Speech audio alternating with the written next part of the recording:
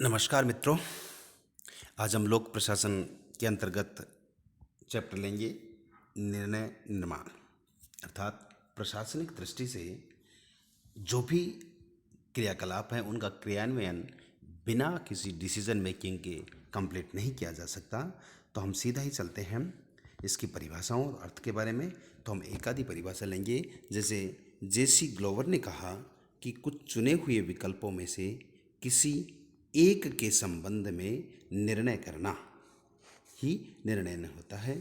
George टेरी के शब्दों में अगर बात करें तो निर्णय किसी एक कसौटी पर आधारित निर्णय, कोई एक कसौटी होती है उस पर आधारित दो या दो से अधिक संभावित विकल्पों में से एक का चुनाव करना।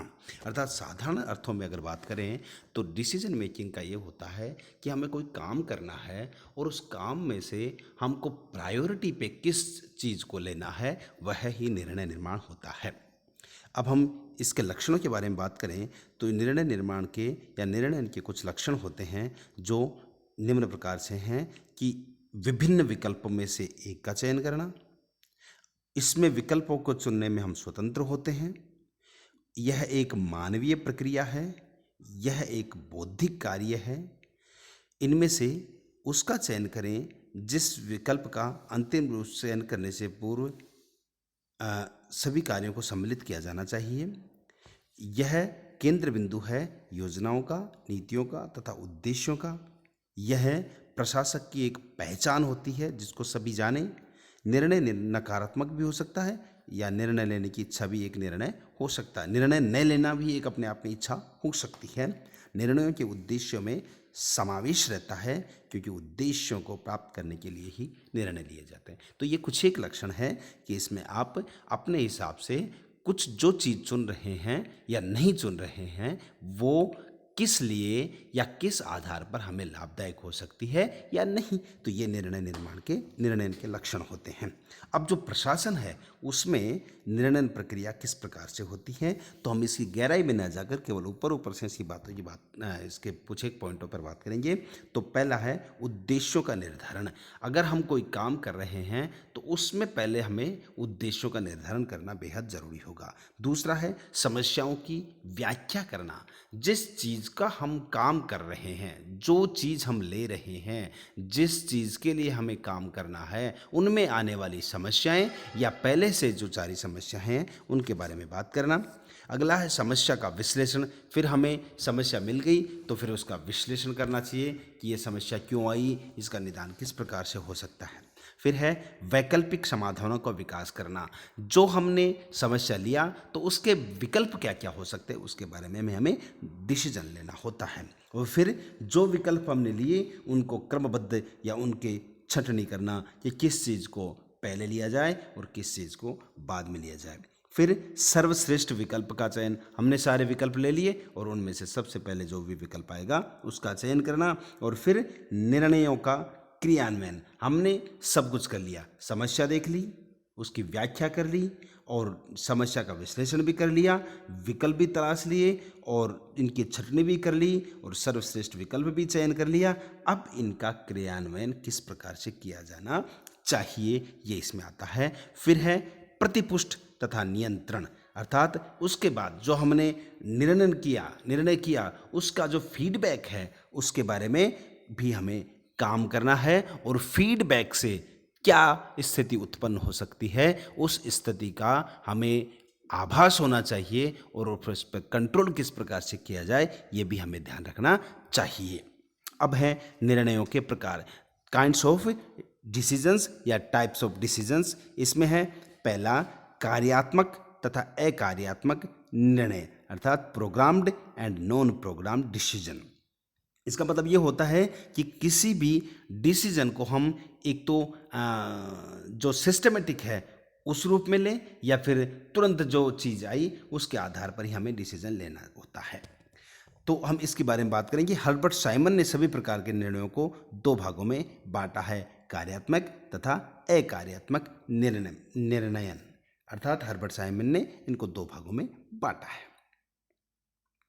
तो कार्यात्मक निर्णय होते हैं, जैसे हम ऑफिस में कोई काम करते हैं तो वेल प्लान्ड हमें काम करना होता है, और घर में अगर जो कार्य करते हैं उसमें कोई प्लान की ज़रूरत नहीं होती है, तुरंत जिस समय जिस चीज़ की ज़रूरत होती है वही निर्णय लागू किया जा सकता है। दूसरा है दैनिक तथा आधारभूत निर्णय।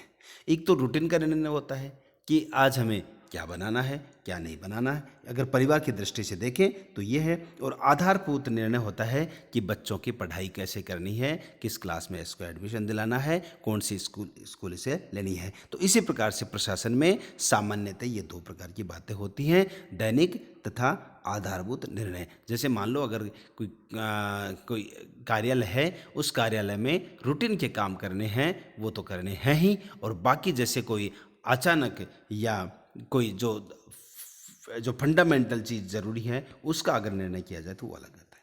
तीसरा है संगठनात्मक तथा व्यक्तिगत निर्णय, अर्थात एक तो डिसीजन जब लिया जाए जब कोई ग्रुप बैठे हो या उसका संगठनात्मक आधार पर डिसीजन लिया जाए, और व्यक्तिगत निर्णय वो होता है जिसमें कोई भी प्रशासनिक अधिकारी जिस समय उसको परिस्थितियाँ उत्पन्न हो उस आधार पर वह डिसीजन ले। अगला है नियोजित तथा अनियोजित निर्णय, अर्थात प्लान्ड और नॉन प्लान्ड डिसीजन, जिसका नियोजित और अनियोजित निर्णय कहलाता है। नीति तथा संचालन संबंधी निर्णय, एक तो होता है पॉलिसी बनाने के लिए, और दूसरा होता है पॉलिसी बनाने में किस प्रकार का निर्णय किया जाए, और दूसरा होता है उस पॉलिसी को किस प्रकार से संबंधित किया जाए, उसको किस हिसाब से डाला जाए वो। अगला है नीति प्रशासकीय तथा कार्यकारी निर्णय, अर्थात policy, administrative and executive decision ये किस प्रकार से लिए जाते हैं, ये सभी प्रकार लोग निर्णय के प्रकार होते हैं। अब है अवसर। तो पहले हम जो निर्णय की अवसर हैं इसके किस प्रकार से हमें प्राप्त होते हैं। इस पर चेस्टर आई बर्नार्ड के अनुसार निर्णय के अवसर निम्न 3 परिस्थितियों में उत्पन्न होते हैं, यानी 3 परिस्थितियां ऐसी होती हैं जिसमें निर्णय के अवसर प्राप्त होते हैं हमें। तो एक तो पर्यवेक्षकों से सूचना प्राप्त होने के समय, अर्थात जो ही ऑब्जर्वर हमें, सुपरवाइजर हमें कुछ चीज़ें बताते हैं उस सूचना के आधार पर हमें निर्णय के बारे में बात की जाती है। दूसरा है परिस्थितियों, कुछ स्थितियों में अधीनस्थों द्वारा अपेक्षित निर्णय, अर्थात जो अधीनस्थ हैं हमारे वो क्या चाहते हैं उसके आधार पर निर्णय करना होता है। तीसरा है संबंधित अधिशासी की प्रेरणा पर निर्णय, अर्थात from cases of organizing originating at the initiative of the executive concerned, जो क्रियाकलाप से संबंधित था उसके जो निर्णय ना उसके बारे में बात करते हैं। अब हम बात करते हैं कि एक जो अच्छा निर्णय होता है उसके क्या क्या आधार हो सकते हैं, क्या क्या फाउंडिंग एलिमेंट्स हो सकते हैं, उनके बात में बात करेंगे।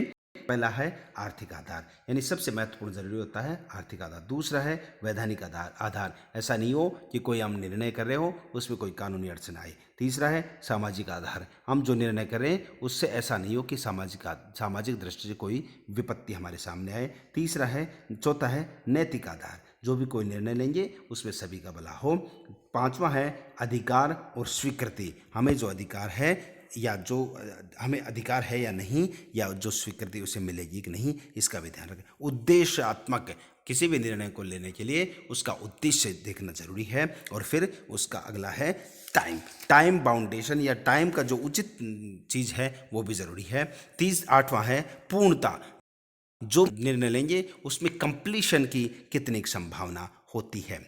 9वां है स्वीकार्य होने के गुण, अर्थात उस चीज़ को जनता स्वीकारेगी या नहीं, या कोई भी आधार पर उसको स्वीकार किया जाएगा या नहीं, ये होता है। अगला है व्यावहारिक उपयोग, और उससे अगला है बुद्धिपूर्णता, अर्थात जो भी डिसीजन लिया जाएगा वो माइंडली सेट करके लिया जाएगा और उसमें बुद्धिपूर्णता का आधार होना चाहिए। वस्तुगतता, अर्थात निर्णय वस्तुनिष्ठ होना चाहिए, व्यक्तिनिष्ठ नहीं होना चाहिए, अर्थात इसका लाभ सभी के लिए होना चाहिए, किसी एक व्यक्ति के लिए नहीं होना चाहिए। अगला है प्रतिक्रियाओं से सजग, जो भी प्रतिक्रियाएं आएंगी उनसे हमें सजग रहना ही पड़ेगा। अब है, हम बात करते हैं हर्बर्ट साइमन तथा निर्णय प्रक्रिया, अर्थात हर्बर्ट साइमन ने निर्णय प्रक्रिया के बारे में क्या कहा है। तो हम बात करते हैं, हर्बर्ट साइमन व्यवहारवादी उपागम के प्रमुख स्तंभकार थे, और 1916 में विस्कोनिस अमेरिका में इनका जन्म हुआ, और 1978 में उन्होंने अर्थशास्त्र के क्षेत्र में उल्लेखनीय योगदान के लिए इसे नोबेल पुरस्कार भी मिला। हर्बर्ट साइमन की रचना एडमिनिस्ट्रेटिव बिहेवियर और निर्णय प्रक्रिया के अध्ययन की दृष्टि से एक महत्वपूर्ण ग्रंथ माना जाता है, और उन्होंने इसके निर्णय निर्माण प्रक्रिया में मूल्य वरीयताओं के संदर्भ में मानव व्यवहार का विश्लेषण किया है। साइमन के लिए प्रशासन कार्य करने की कला है, अर्थात प्रशासन साइमन के अनुसार क्या है, एक काम करने की कला है। साइमन ने इस बात पर बल दिया कि निर्णय से अभिप्राय यह है तथ्यों एवं मूल्यों तत्वों का उचित योग, अर्थात तथ्य हैं और उन मूल्यों का आपस में उचित योग भी जरूरी होता है। साइमन के अनुसार निर्णय लेने के लिए की आवश्यकता उस समय उत्पन्न होती है जब व्यक्ति के पास किसी कार्य को करने के लिए बहुत से विकल्प होते हैं। निर्णय तब लिया जाता है जब उसके पास विकल्पों की बहुतायतता हो। अगर विकल्प कम होंगे तो फिर अपने आप में ही वो निर्णय हो जाएगा। साइमन का मत है कि निर्णय का अर्थ विभिन्न विकल्पों में से चुनाव करना, और जब कोई समस्या आती है तो उसके विभिन्न विकल्प होते हैं। तो इस प्रकार साइमन ने इस बातों का उल्लेख किया। साइमन के अनुसार निर्णय निर्माण एक विवेकशीलता है, तार्किकता है, उसके आधार पर उसका चयन किया जाता है।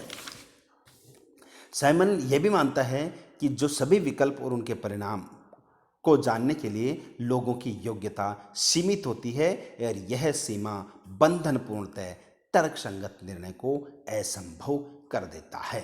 तो इस प्रकार से हम कह सकते हैं कि साइमन ने एक तरह से जो निर्णय निर्माण है उसमें बुद्धिमत्ता, तार्किकता को महत्वपूर्ण स्थान दिया है, और उसमें मानव के व्यवहार को भी ध्यान में रखा है। तो इस प्रकार से हम कह सकते हैं कि जो साइमन है उनका निर्णय निर्माण लोक प्रशासन के निर्णय निर्माण के लिए सही और सटीक बैठता है। धन्यवाद।